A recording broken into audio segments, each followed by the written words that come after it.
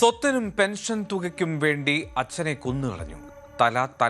തല കല്ലുകൊണ്ട് അടിച്ചു തകർത്ത നിലയിൽ യുവതിയും കാമുകനും പിടിയിൽ.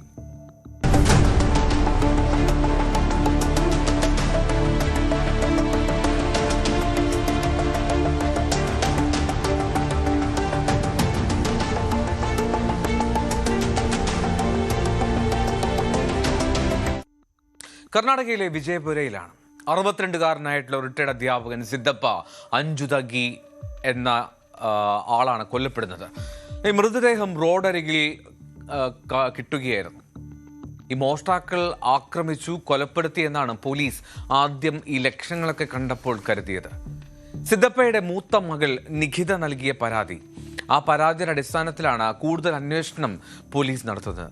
ആ അന്വേഷണത്തിലാണ് ഇളയ മകൾ പ്രിയങ്കയുടെ പങ്കാളിത്തം പോലീസിന് കണ്ടെത്താൻ കഴിഞ്ഞത്. മകൾ പ്രിയങ്ക, കാമുകൻ സന്തോഷിന്റെ സുഹൃത്ത് ഗുരുരാജ് ബിരാദർ, ഇങ്ങനെയുള്ളവരാണ് പ്രതികൾ. ഈ 3 പേർ. വിധവയാണ് ഈ മകൾ പ്രിയങ്ക. ആ വിധവയായിട്ടുള്ള മകൾക്കൊപ്പമായിരുന്നു സിദ്ധപ്പ താമസിച്ചിരുന്നത്. 2 വർഷം മുമ്പ് സർവീസിൽ നിന്നും വിരമിച്ചു സിദ്ധപ്പ.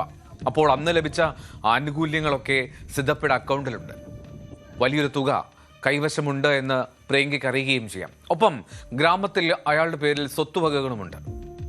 ഈ സ്വത്തിന്റെ പേരിൽ സിദ്ധപ്പയും പ്രിയങ്കയും തമ്മിൽ നിരന്തരം വഴക്കുണ്ടാകുമായിരുന്നു.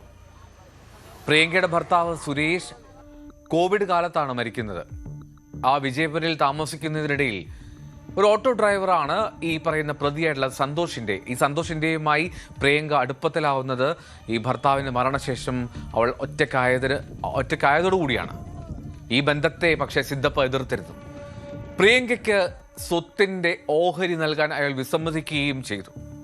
ഈ പ്രശ്നങ്ങളാണ് അച്ഛനും മകളും തമ്മിലുള്ള സംഘർഷത്തിന് കാരണമായതെന്നാണ് പോലീസ് പറയുന്നത്. ഈ സ്വാതന്ത്ര്യദിനത്തിന്റെ പിറ്റേന്ന് സ്വത്തുമായി ബന്ധപ്പെട്ട് പ്രിയങ്ക വീണ്ടും അച്ഛനുമായി വഴക്കുണ്ടാക്കി. ഓഹരി വേണമെന്ന് ആവശ്യപ്പെട്ട് ആ വഴക്ക് രൂക്ഷമായപ്പോൾ അവൾ എന്ത് ചെയ്തു? ഈ കാമുകൻ സന്തോഷിനെ വീട്ടിലേക്ക് വിളിച്ചു വരുത്തി. രാത്രിയിൽ സന്തോഷ് ഒറ്റയ്ക്കല്ല, സുഹൃത്ത് ഈ ഗുരുരാജ് ബിരാദറേയും കൂട്ടി ആ വീട്ടിലേക്കെത്തി.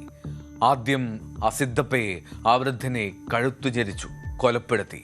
എന്നിട്ട് ഈ റോഡ് പണിയിന് ഉപയോഗിക്കുന്ന വലിയ കല്ലുണ്ട്, ആ കല്ലുകൊണ്ട് തല ഇടിച്ചിടിച്ച് പരിക്കേൽപ്പിച്ചു.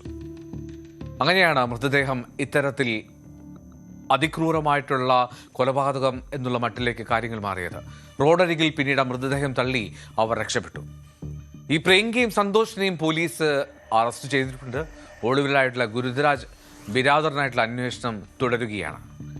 ഈ സ്വത്ത് തർക്കം മാത്രമല്ല, ഈ പ്രിയങ്കയുടെ ബന്ധമാണ് ഇവർ തമ്മിലുള്ള അകൽച്ചയ്ക്ക് പ്രധാന കാരണമെന്നാണ് പോലീസ് പറയുന്നത്.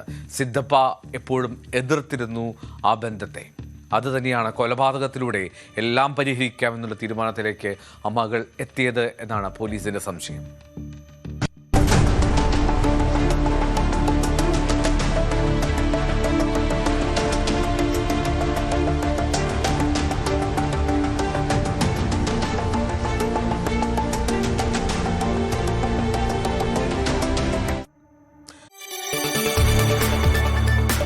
കൂടുതൽ വാർത്തകൾക്ക് News 18 Keralam YouTube channel subscribe ചെയ്യുക.